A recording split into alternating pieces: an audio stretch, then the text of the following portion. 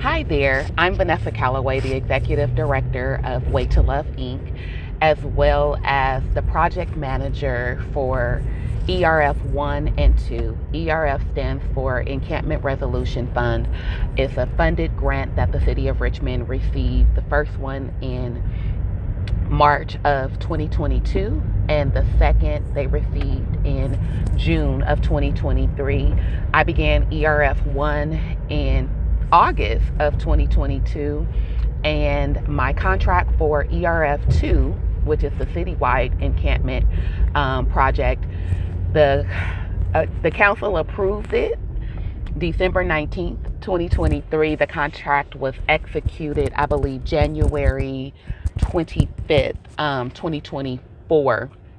And, sometimes the community have their opinions or their own perspective of this type of work. And I just wanted to give you a sneak peek on the work kind of behind the scenes. So it's 7:30.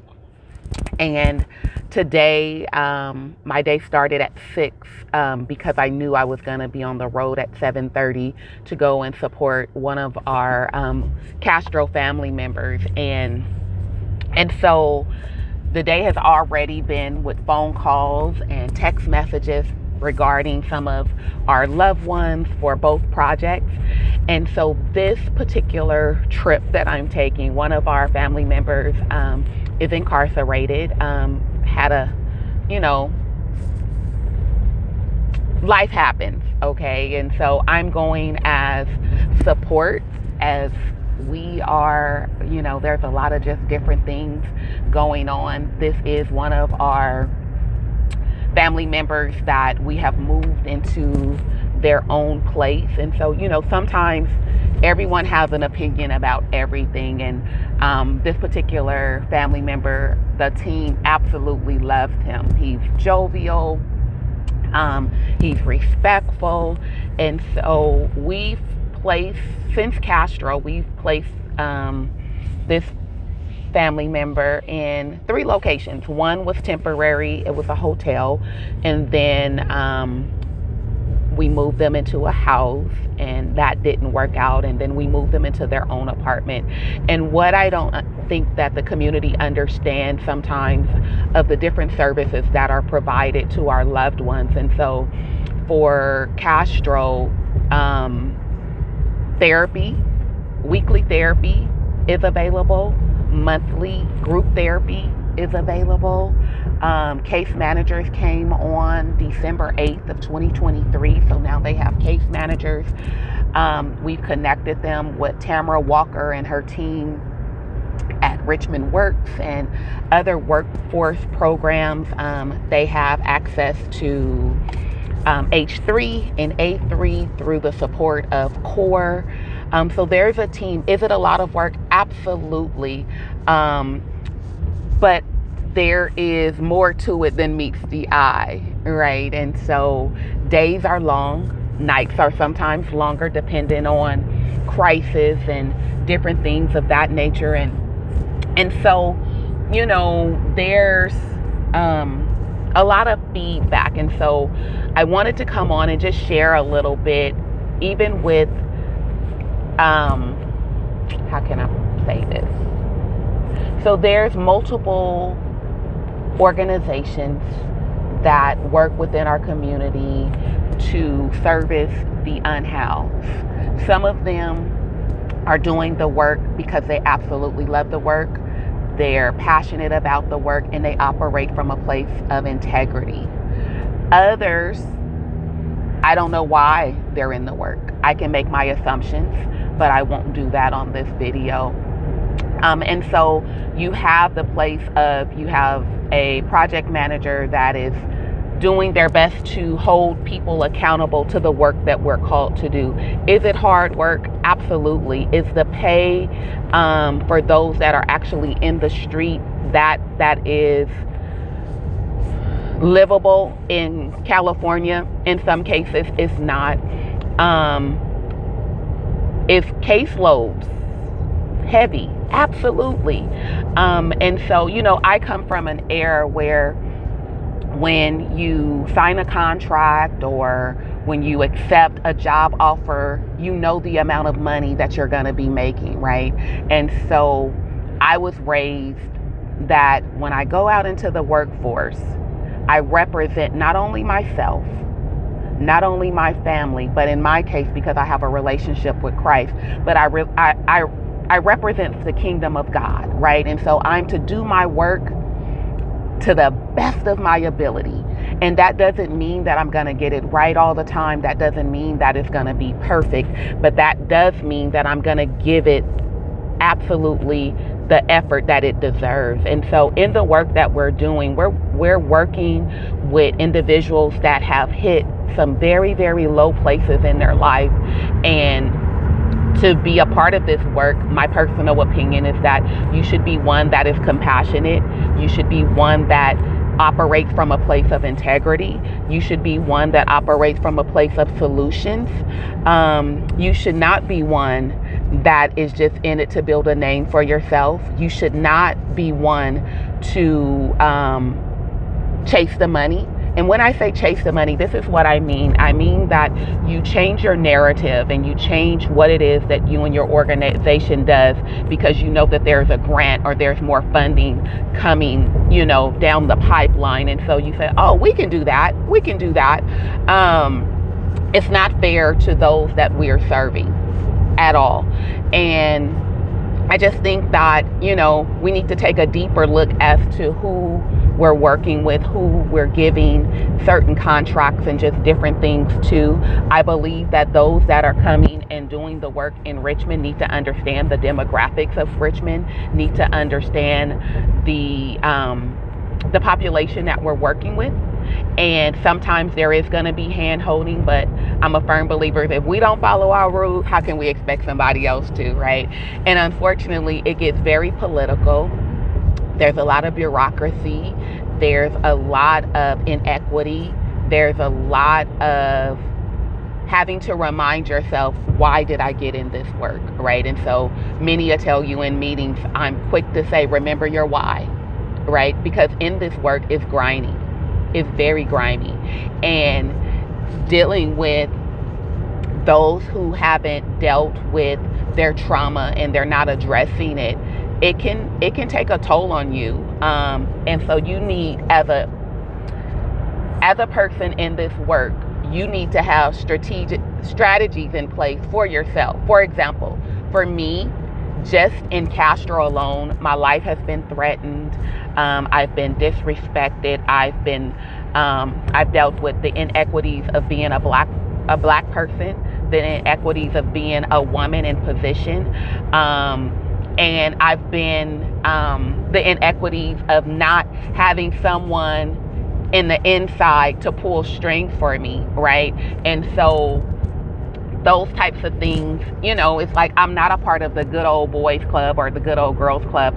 I'm just a born and raised Richmondite that believed in the pride and purpose of the city.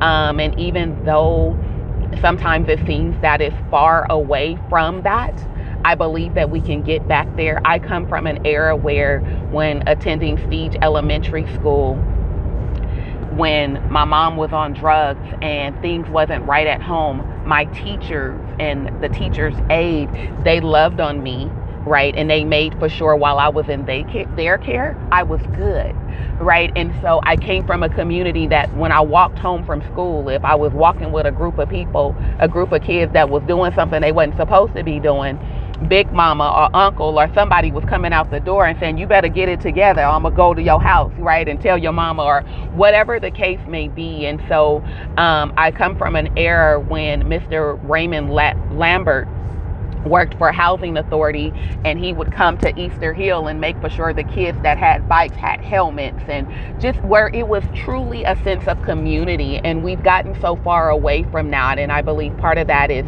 politics and greed. I believe that there's a lot of just different things that has taken place, and I'm not saying that all politicians are bad, so please don't take what I'm not saying.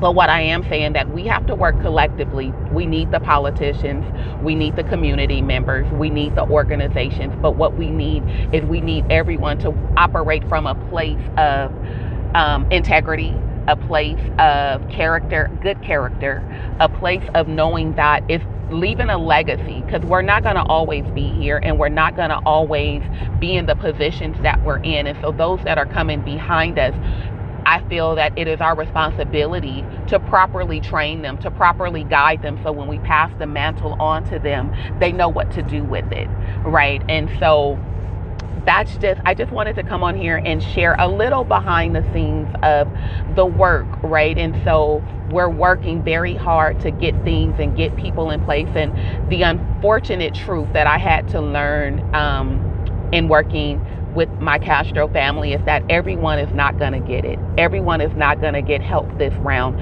And what I mean by that, everyone isn't ready. You have some people that they're content in their state of mind. They're content with not following rules. They're content with things being the way that they are. They haven't hit a place of, okay, I want the support. I want the help. I'm going to be vested. I want to be redirected, right? And so, and it hurts. It hurts really bad, because sometimes I want for them what they don't want for themselves at this moment. And so the project ends June 30th. At this point, I believe there is 68 people that we have placed in permanent housing of the 104. And there is 22 that we're still working to get permanent housing. We've had 2 to pass away. We have a couple that are incarcerated. And we've had 3 that we've had to dismiss from the program for not following through, not following the rules, and just some different things after many warnings. And then there's others that just don't want to be a part and don't want the help, but they're still on our list. So just wanted to give you a snapshot of Castro really, quick. And so even with coming to Castro, like I said, I came in August and it was just me and Core. We didn't have a team. And so I wore many hats. And then we received a team mid-January. We received our navigation team. And then the team changed in, I believe it was March. And then it changed again in May. This is our navigation team. And so there's been a lot of just different changes within the work. And so some of you may hear we're short-staffed. And so I want to clear things up. Some organizations, the workload, they may feel they need more people. However, their upper management signed a contract and they have exactly the amount of people that the contract states they're supposed to have. So when you hear they're short staffed, what you're hearing is we need more people on our team to effectively do what it is that our contract says that we need to do. And so in some of those cases, the city heard them and contracts have been amended. In other cases, our hands are tied. And so we're, and now when I say we're, I'm speaking of Vanessa and Way to Love, we're doing our best to hold contractors accountable, to assure that the loved ones that we're working with receive what it is that they need, but that they're also doing what it is that they're supposed to be doing. And when I say loved ones, I'm speaking of the ones that we work with. I shared with the team and the city that I don't like the word client. There's a disconnect there. And so I prefer to call them our loved ones or our family, because that's what they are. We're a family, a community, right? And so, and I want those that are working with them to treat them as such. When you're going out into the streets and you're doing outreach, I want you to relate to them as if it was you or one of your family members. I want you to give a little bit of grace. I want you to explain to them and understand that everyone doesn't have the college level degree or even a high school education to read a document or to comprehend what it is that we're asking them to sign. So it's our responsibility as a team to read documents to them and to ask questions, and not in a degrading way, but saying, hey, do you understand what I'm getting ready to ask you to sign? Do you have any questions? And so that's the place that Vanessa and Way to Love comes from when working with our loved ones and our family members. And, it's again, it's a lot of work. I count it a blessing to be a part of this work, and we're going to get it done. And so, Way to Love contract with the city for Castro ends June 30th, 2024. And then our the second the amendment to our contract ends on June 30th, 2025, I believe it is. And so even with that contract for ERF2, Encampment Resolution 2, Way to Love is responsible for 85 of the 115 people that the state of California grant gave to the city, right? And so the grant says that the city is to service 115 people. So of those 115, Way to Love and our subcontractors are responsible for 85. And then we have RCF, which is Richmond Community Foundation. They have a contract under ERF2 as well, and they're responsible for 30 of those 115. And both contracts were responsible to provide housing as well as wraparound services. So just wanted to give you a little insight. I'm approaching the courthouse and need to get situated. But I thank you for coming on and listening. And if you have any questions, if you like the work that we're doing, Way to Love is doing, you can always visit us and contribute to the cause. We're doing a lot of just different things within the community outside of these contracts. And it takes money to continue the work. And our website is waytoloveinc.org. That's WAY, the number 2, INC.org. Our email is waytoloveinc.org. And my phone number is 510-827-9859. So if you want to give financially, your donations are 100% tax deductible. If you would like to volunteer, please contact me. We have a lot of volunteer opportunities through tutoring, through our monthly service day of love, as well as our quarterly game day at GRIP, which is this Saturday, March 2nd from 12 to 2. And so if you would like to be a part of some of those opportunities, feel free to reach out to me. Have a great day. Remember, there's a way to love that is right. God bless.